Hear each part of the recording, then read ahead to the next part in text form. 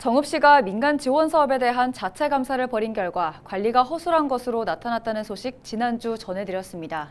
그렇다면 민간단체에 지원한 예산이 도대체 어떻게 쓰였길래 관리 문제가 도마 위에 오른 건지 구체적인 사례들을 들여다봤습니다. 정명기 기자입니다.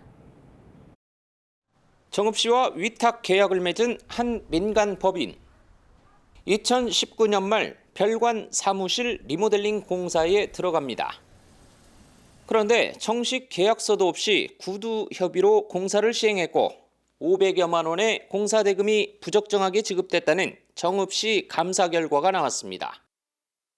책상과 의자, 냉난방기 등을 살 때도 관련 법에서 정한 계약 절차를 따르지 않아 모두 25건이 지적을 받았습니다. 여기에 집행된 예산은 7,800여만 원에 이릅니다.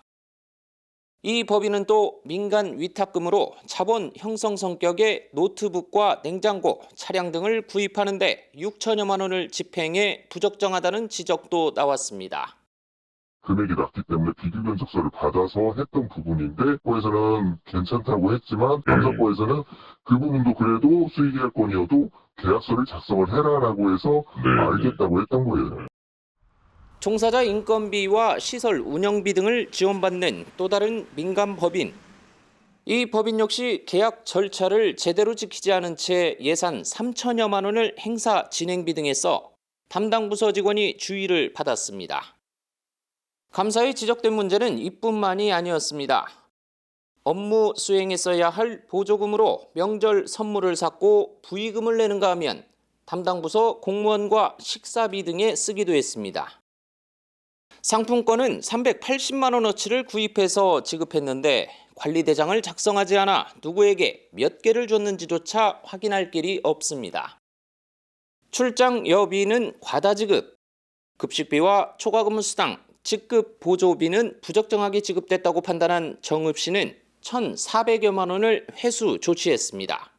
초과 근무나 이런 부분에 대해서 활용 방법을 실은 잘 몰랐고 이제 저희도 그걸 이제 인식을 시켜주지 않은 부분도 있습니다. 휴일 근무에 대해서는 저희들도 조금 한번 검토를 해볼 필요성이 있다라고 생각을 합니다.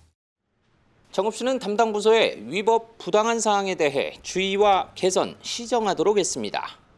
정읍시는 앞서 사회복지 분야를 비롯해 예산 지원 규모가 큰 민간 지원 사업을 대상으로 2019년부터 3년치에 대한 특정 감사를 벌였습니다. 헬로티비 뉴스 정명기입니다.